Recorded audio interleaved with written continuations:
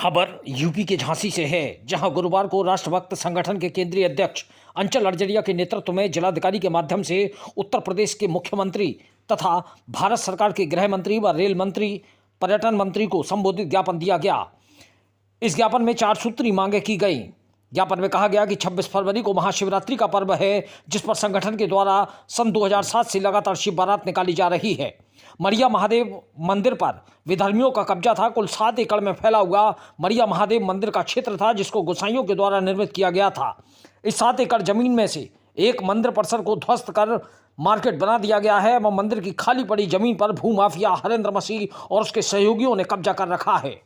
मंदिर की जमीन से ही एक रास्ता मंदिर के पीछे की ओर झोकनबाग से पिछले वर्ष ही खुलवाया गया था, लेकिन आज तक इस पर रोड नहीं डल पाया है और खंभे लगने का कार्य भी नहीं हो पाया है, जबकि शिव बारात इसी मार्ग से जाएगी। उन्होंने मांग की कि स्थानीय प्रशासन को इस मार्ग का चौड़ीकरण करने एवं नगर निगम की जमीन पर बनी 4 दुकानों को तोड़कर 60 फीट का रास्ता करने के लिए आदेश पारित किया जाना चाहिए। वहीं उन्होंने पिछले दिनों झांसी में NIA व STF के द्वारा विदेशी फंडिंग में एक संप्रदाय विशेष के व्यक्ति को पकड़ने के लिए डाली गई रेड का हवाला देते हुए कहा गया कि इस मामले में मुकदमा कायम है।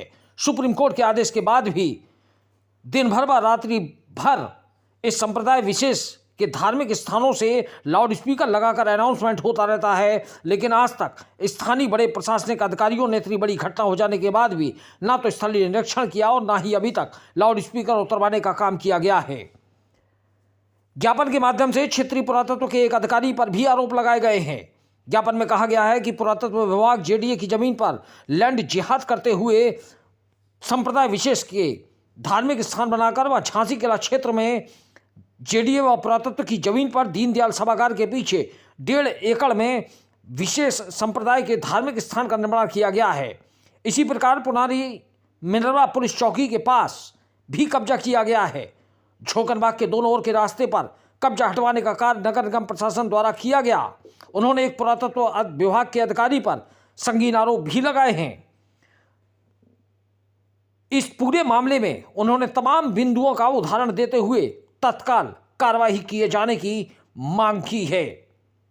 इस दौरान मुख्य रूप से अर्पित शर्मा, जिला संयोजक दीपक वर्मा, हेमंत सिंह, राम कुमार, पिंकी कुशवाहा, मंजू, सुनीता, सोनू शाक्या, रानी वर्मा, किरण परिहार, राकेश कुमारी, ज्योति पटेल, स्मिता पटेल, संध्या पटेल, रेखा सेजवाल, कैलाश कुशवाहा, आशुतोष द्विवेदी, आयुष शर्मा, मनमोहन सिंह, गोविंद शर्मा, शिवा, सुमित, महेश कुशवाहा, भूपेंद्र कुमार, कृष्ण रायकवार, अनमोल श्रीवास, भरत रायकवार, दुर्लभ कश्यप, अरविंद जाटव, सूरज, अभय, सचिन कुमार, मोनू बजरंगी, राहुल वंशकार, निखिल बरार, सतीश बरार, मोनू DJ, राहुल चौधरी, सोनू रायकवार, दिलीप अहिरवार, धर्मेंद्र चौधरी, संजय आदि मौजूद रहे।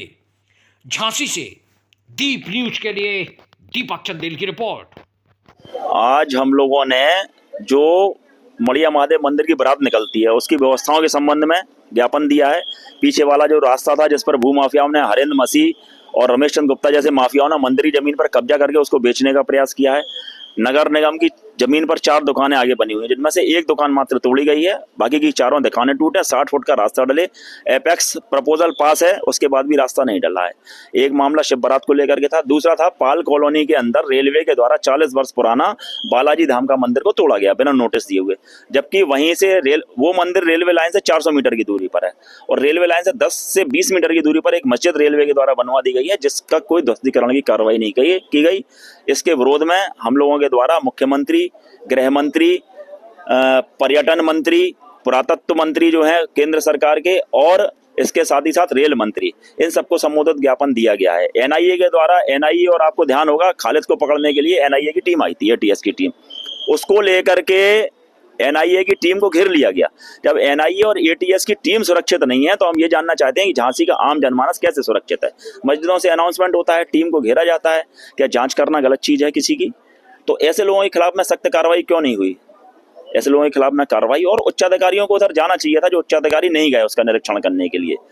तो इसके साथ ही साथ पूरे हर जाड़े में आप देखिए मंदिरों में चोरियां होती हैं, गायों की मृत्यु होती है, कुत्ते गायों को खाते हैं, हर साल ये होता है। कितने कंकाल गायों के मिल रहा है, लेकिन कार्रवाई नहीं करना, इस वजह से आज हमें यहाँ पर आना चाहिए। हम तो बहुत मजबूरी में ही निकलते हैं, हम खुद चाहते हैं कि अधिकारी कार्रवाई करें, लेकिन जब कार्रवाई नहीं करते हैं तो निकल करके हमें आना पड़ता है। और मुख्यमंत्री जी को हमने भेजा है, गृह मंत्री जी को भेजा है, अन्य मंत्रियों को भी भेजा है। इस पर कार्रवाई नहीं होगी अगर हमारी ये शिव बारात वाला जो हमारा कार्यक्रम है, ये अभी हम एक हफ्ते बाद फिर एक बार मिलने के लिए आएंगे। अगर ये निर्विघ्न संपन्न नहीं होगा तो, और मंदिर रेलवे नहीं बनवाई, पुनर्निर्माण नहीं करेगी, तो हम इधर डीएम के दरवाजे पर बैठने का काम राष्ट्रभक्त संगठन के लोग करेंगे। सर, इस पर प्रॉब्लम आ रही है तो मुख्यमंत्री जी जो कह रहे हैं कि जीरो टॉलरेंस पे काम हो रहा है, क्या वो गलत? देखिए, जीरो टॉलरेंस पर मुख्यमंत्री जी तो पूरी ताकत लगा रहे हैं, लेकिन भ्रष्टाचार अधिकारियों का बहुत ज्यादा है।